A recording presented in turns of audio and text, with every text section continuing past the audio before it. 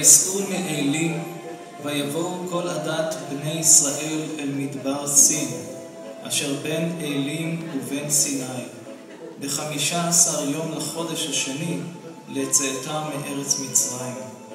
וילינו כל עדת בני ישראל על משה ועל אהרון במדבר, ויאמרו אליהם בני ישראל, מי ייתן מותנו ביד אדוני בארץ מצרים, בשבתנו על סיר הבשר, באכלנו לחם לשובע, כי הוצאתם אותנו אל המדבר הזה, להמית את כל הקהל הזה ברעב.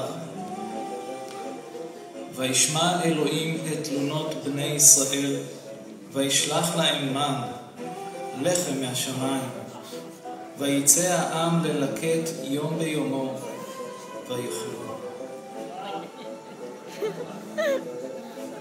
נו, אתה זוכר את הבשר והשום והביצה שהיה לנו במצרים? נו, תיכף שביעשתי. Moses, does he even know where we are?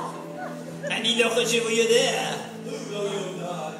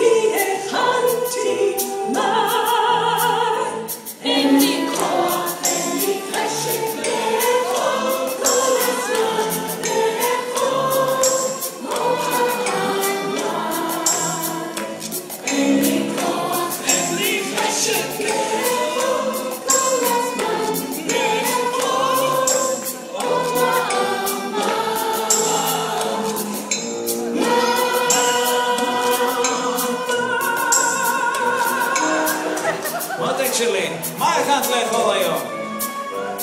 היום אני הכנתי מותק, את יודעת שבנישואים את צריכה להפתיע אותי מדי פעם במאכלים חדשים, לא כל הזמן, מה? היום אני הכנתי אין לי כוח, אין לי חשק